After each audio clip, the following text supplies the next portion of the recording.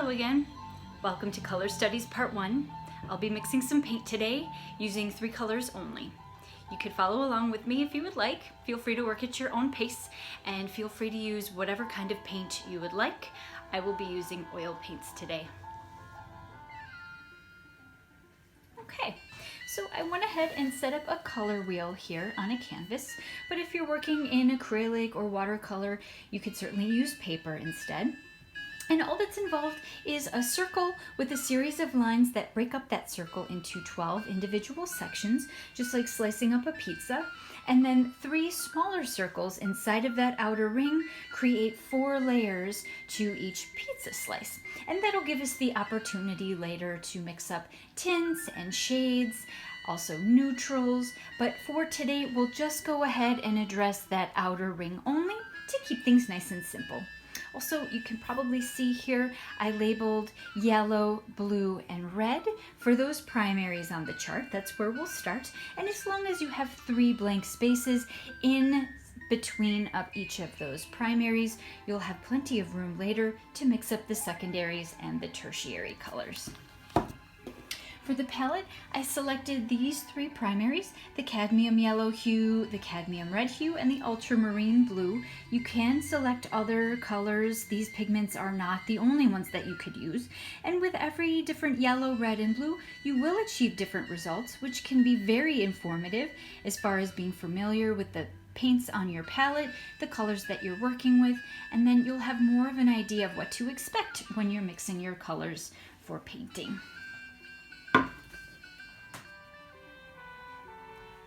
And now, just like a coloring book, I'm going to start by just filling in those 3 primaries with the solid color on its own. Very basic, very simple, but also it's good practice in staying inside of the lines that I've created, but also getting into those tiny little corners along each edge. Controlling where that paint goes, really working it into the surface of the canvas.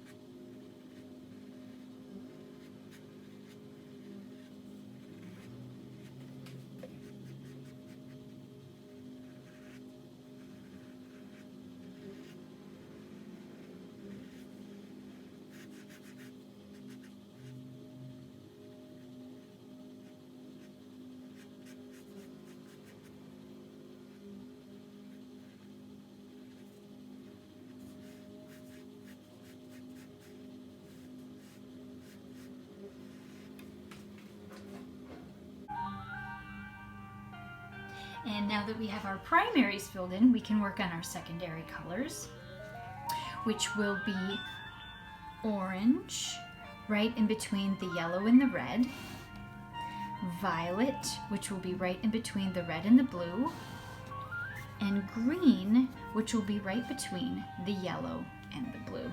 So there will be one blank space in between each of these. And to mix those, I recommend always starting with the lightest color first. That will save you time, energy, and paint, which are all good things. So let's start with the orange here. I'm going to take some of my yellow and a little bit of the red. Let's just do a little bit, because those bolder, darker colors tend to go a long way, much faster than the pale, subtle ones. And there's not one specific orange that I need to be going for right now. What I want is a quintessential orange, something like a pumpkin or a ripe tangerine. And if things get too deep and reddish, then I know I need more yellow in the mix. If it's still too pale and golden yellow, then I'll go ahead and add more red. But for the time being, I think this is just what I need for my orange.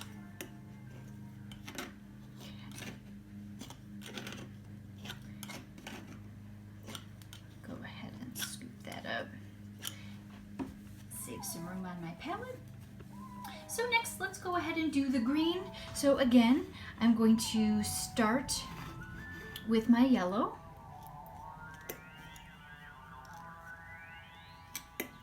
And then I'm going to add just a little tiny bit of the blue at a time. If I go too far, too fast, I'll end up spending a lot of extra time and using a lot of extra paint.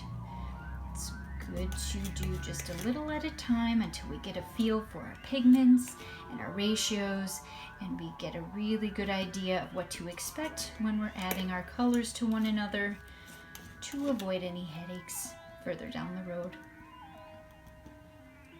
This is a beautiful green, but I feel that I still need some more of that blue. A little bit at a time.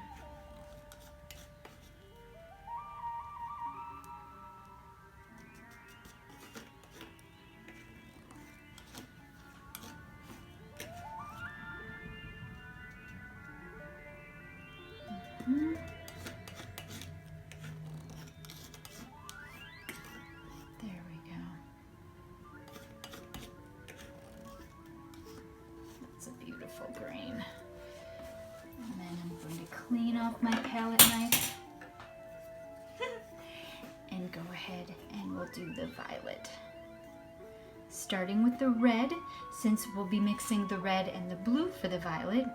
Red is a little bit lighter than the blue, so that's why I chose to start with that one, and then slowly adding the blue to the red. Not only will the intensity of the colors make a difference in the ratio that I'm looking for, but also some colors are more transparent or opaque than others. Some higher quality brands of paint are going to have more pigment than others. So the more we use our tools, the more we get acquainted with what we really have in front of us, the more we'll know what to expect, and we'll save time and energy. And the violet is usually surprising for people when they're doing their first color wheel, because it tends to be dimmer and a bit more grayish and neutral than we typically think of a violet. When we think of a really bright, vivid purple, like a Crayola crayon, we do not think of this color at all. However, this is very useful, it's very helpful, and it occurs quite often in nature. If I were to go to the supermarket and try to pick out a fresh plum, if it looked like a Crayola crayon, I'd be put off a bit. But something like this would be glorious, and I'm sure it would be quite delicious. There we go. And the same is true as well for our green, because we're using a very warm blue and a very warm yellow. we tend to have more of a neutral green than we would expect. It's not super electric, bright, and vivid, but again, that's okay, and that's preferable when we're dealing with realistic subject matter, because things usually have more of an olive or a foresty green to them, as opposed to looking like something from a St. Patrick's Day decoration. So now I'm going to go ahead and use these colors that I've mixed to fill in the corresponding spaces for my green and my violet and orange. So same thing again, just as I did for the first round, just like filling in a coloring book really.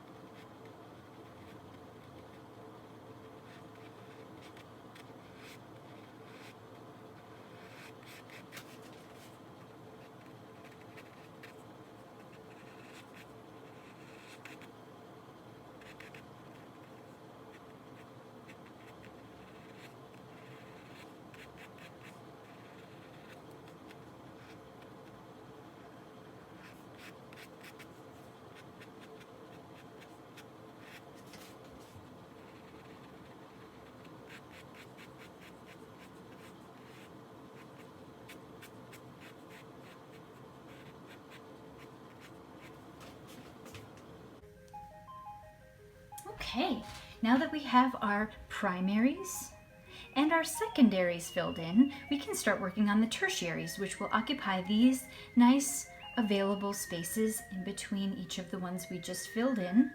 And it's pretty straightforward. We have our red-orange between the orange and the red, our blue-violet between the blue and the violet, yellow-green between the yellow and the green, and so forth. And it's a combination of the two that lie on either side of that space.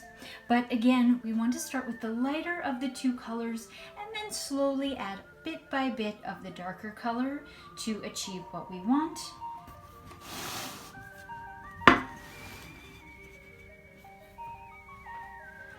Start off with the red violet. So we already have our violet here, so I can make that useful. I'll go ahead and pull a little bit of this to the side, and we'll add more red.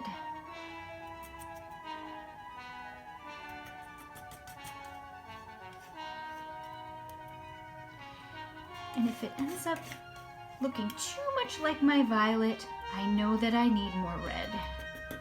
But if it starts ending up just looking like red, I know I need more violet.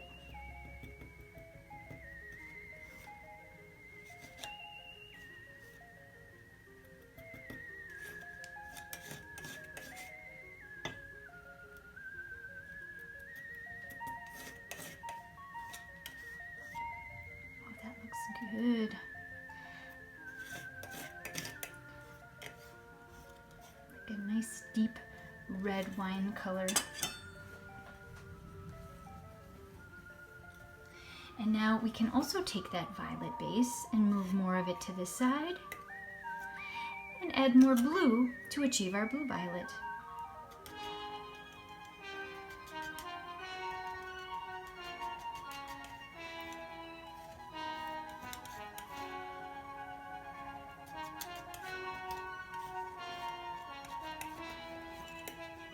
Beautiful. And next, let's go ahead and do our yellow orange. We want it to be nice and pale. Don't want too much of that orange in there.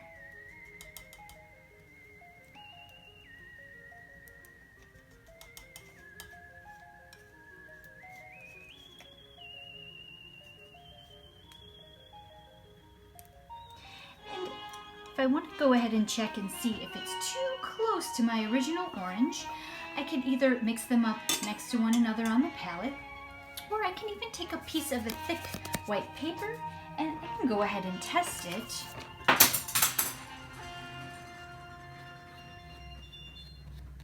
And then that way I can hold it up right next to what I had and see if it's too similar.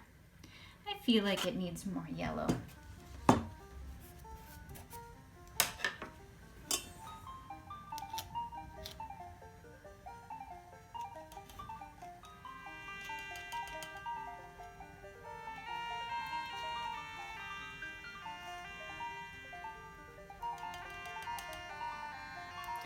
And I want to be careful to wipe off my palette knife in between colors and wipe off my brush in between colors, or just use a clean brush. I don't want to cross-contaminate the colors. It'd be like working in a science lab with dirty test tubes, which would foil the whole experiment. All right, let's do a test of that one now. Oh, that's a beautiful color. And that's a nice difference from my original orange. So I think I'm going to go ahead and keep that for my yellow orange. And now I can take some of that orange here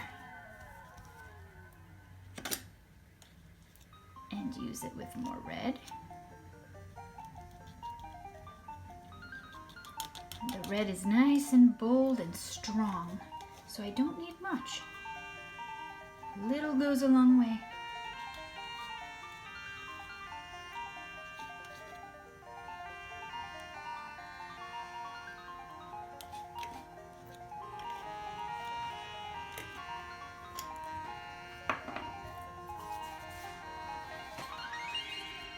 Let's test that out as well. Ooh, it's nice and deep and vivid.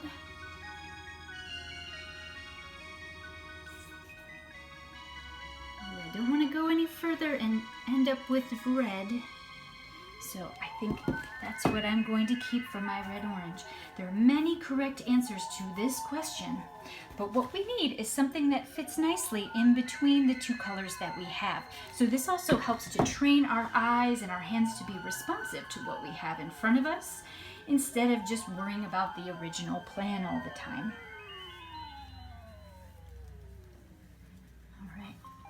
And let's go ahead and do our green, starting with the yellow to create our yellow green.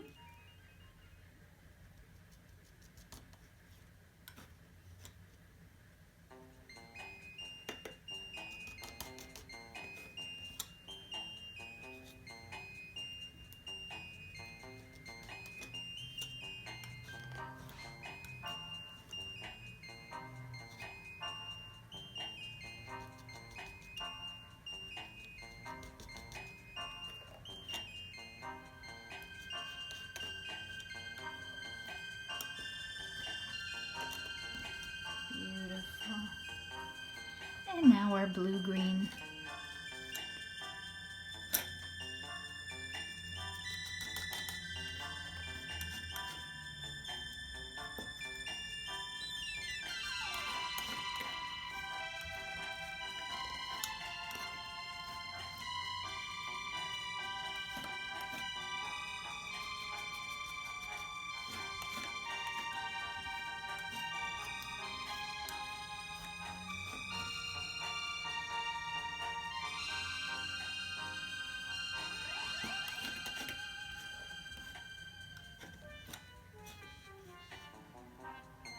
Right.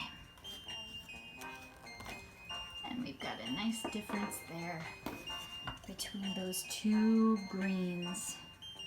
All right.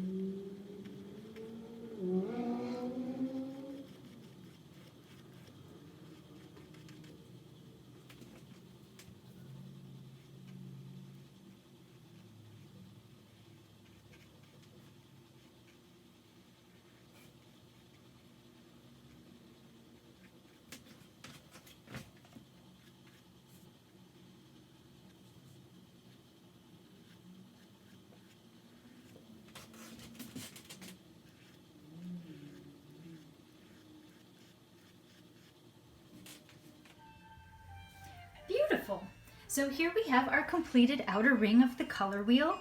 Everything is filled in. We have a very progressive step from one color to the next. No two are too similar. We have some good differences here, and this will be very valuable not only to see what our pigments can do, but also to use as reference while we're working on other paintings. Well, that concludes part 1 of the color mixing studies. Stay tuned for parts 2 and 3. I hope this video finds you doing well. I hope that you're staying healthy, staying happy, and I hope to see you really soon. Bye-bye.